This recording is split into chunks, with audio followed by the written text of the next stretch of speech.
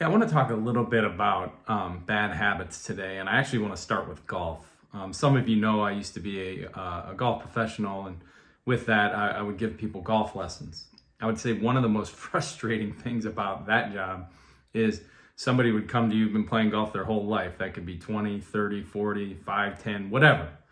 And they're doing something wrong. They've created a bad habit over time, and they want to get better. You'd show them what to do, and then their response would be like, oh man, that feels weird. That doesn't feel natural. It doesn't feel right to me. And, you'd work on it a little bit. You'd see a little bit of improvement during that lesson. And when they came back, you realized, yep, they've reverted right back to what they were doing. They didn't practice, and they're probably never going to change. And I would say that's the fact with a lot of things. And I wanted to bring this up because over the past 2 or 3 weeks, I've had the same situation with a couple managers, wondering why their close percentage is this or that, with a couple of their reps. And my question to them was, are you listening to calls? Well, no, and I just haven't had time. Okay, let's start with listening to calls. Let's go back, listen to them, and then come back next week and let's discuss what you hear.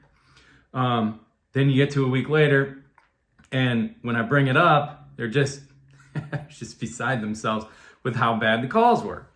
And, both of them, to their credit, realized it was their fault. They didn't have call scoring in place. They weren't listening to calls. They just really weren't on top of it.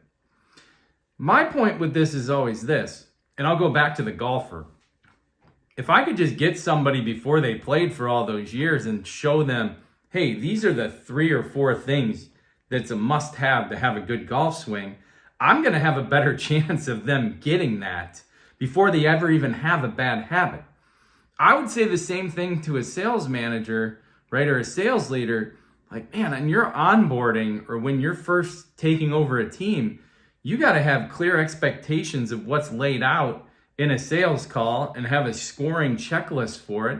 So they understand, hey, here are the things that need to be hit in the call. Are they going to have some other bad habits? Sure.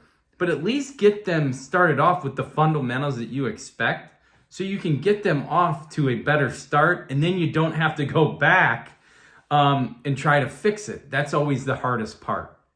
So lay them out from the beginning, and if you haven't done it, I think the quote is, the best time to start something was yesterday, the best next time is now.